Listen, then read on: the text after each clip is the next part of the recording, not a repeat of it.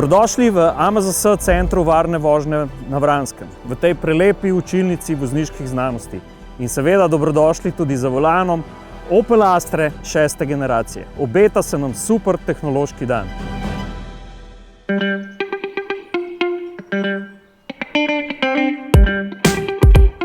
Ne zgodi se pogosto, da imajo bralci avtomobilistične revije, kakršna je Motorrevija, priložnost sesti za volan povsem novega avtomobila, še preden ta uradno zapelje na slovenske ceste oziroma v prodajne salone. Dogovor med AMZS Motorrevijo in podjetjem, ki pri nas zastopa in prodaja avtomobile znamke Opel, je članom AMZS omogočil, da na asfalt centra varne vožnje na Vranskem zapeljejo 7 predserijskih novih Aster, ki so jih v Oplovi tovarni v Rüsselsheimu sestavili ročno. O tej ekskluzivnosti pričajo nemške registrske tablice, pa tudi dejstvo, da smo iste avtomobile vozili tudi novinarji na krstni vožnji na Portugalskem sredi letošnjega februarja. Ja, zagotovo najbolj posebna zato, ker so imeli naši člani v bistvu priložnost kot prvi v Sloveniji sploh sesti za volan nove Astre. Še vedno pa tovrstne vozniške delavnice dokazujejo, da smo AMZS člani bratje in sestre po volanu. Absolutno. Tudi tisti, ki so se danes prijavili, so se seveda prijavili zato, ker jih te stvari zanimajo, ker jih zanima tehnika, ker jih zanimajo avtomobili in ker seveda radi primejo volan v roke. In kaj je tisto, kar dolgoletnega avtomobilskega strokovnjaka navduši pri Astri 6. generacije?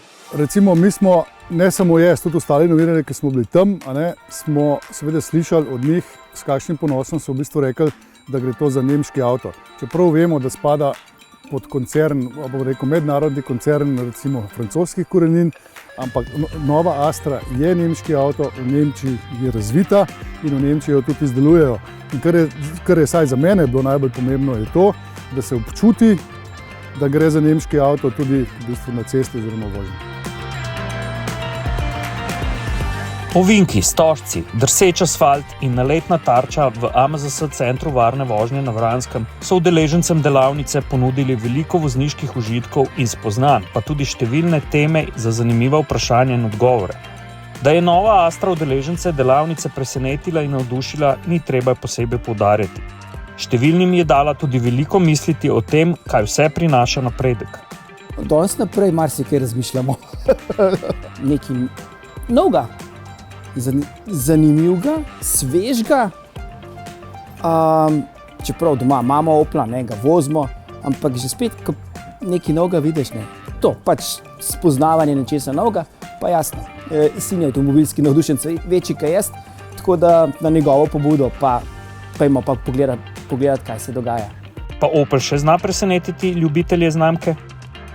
Da je nižja in zelo stabilna. Zdaj, jaz sicer nisem agresiven ali pa dirkaški voznik, ampak ko smo jo čez ovinke malo bolj potišali, je bila vrhunsko se stala, na tleh ni bilo te zgolj drsave, pravzaprav prebita. Pa isto oblika. Oblika, zame spreden del, taka široka maska in te zadeve. Tako da to mi je bilo taka res dobra svežina. V današnjem času mora avtomobil obvladovati tudi digitalne podatkovne ceste. Mi je to všeč, predvsem je všeč, ker je možno več podatkov prikazati, se pravi zaštevec je lahko digitalni 2 ali 3 cifre, ni potreben cel krog in ostane veliko prostora za ostale podatke. Celo bi kot programer si želel, da bi lahko sam kaj nastavil si, ali pa kot proizvajalci omogočajo, da imaš par opcij tudi uredno. Nekateri so se z najnovejšo tehnologijo srečali prvič. Prvič sem vozil avto s tem avtomatskim menjalnikom. To je ene sorte novo doživetje, poleg tega pa to, da probam tole novo tehnologijo. Jaz imam avto iz leta 2010, tudi Astro, in je razlika. Ti sistemi za varnost, to je, ker varnost je, mislim, da pri meni na prvem mestu. Mislim, je pospeški in tako naprej, ampak varnost pa ja. Seveda vožnja na poligonu, zato smo tukaj.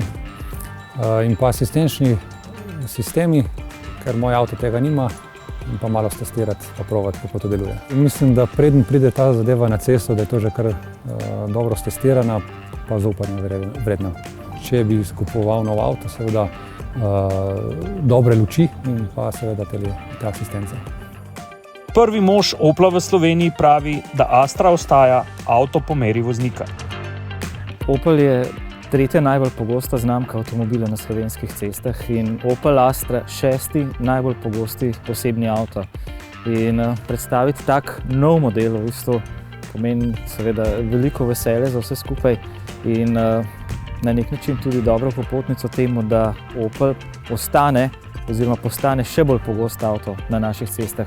Prepričani smo, da je ta avto naredil skoraj lahko rečem en mali kvantni preskok v smislu vseh stvari, ki jih prenaša. Tukaj seveda govorimo o oblikovanju, o novem Oplovem oblikovanju, spoznali smo ga z lani predstavljeno Opel Moko, o avtomobilski tehnologiji nasploh, multienergijski platformi, od samega začetka na voljo kot bencinski, dizelski, priključno hibridni, kmalu tudi baterijsko-električni avtomobil.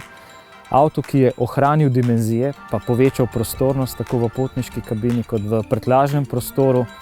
Avto, ki je digitaliziral, lahko rečemo, notranjost, nimamo več klasičnih instrumentov, še vedno pa ohranil nekaj tipk za tiste najbolj pomembne funkcije, ki jih vozniki pogosto potrebujemo, pa ne želimo porabiti veliko časa oziroma potegniti pozornost od vožnje same.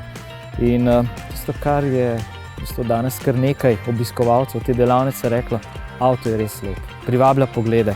Zdi se mi, da je pravi avto za voznika.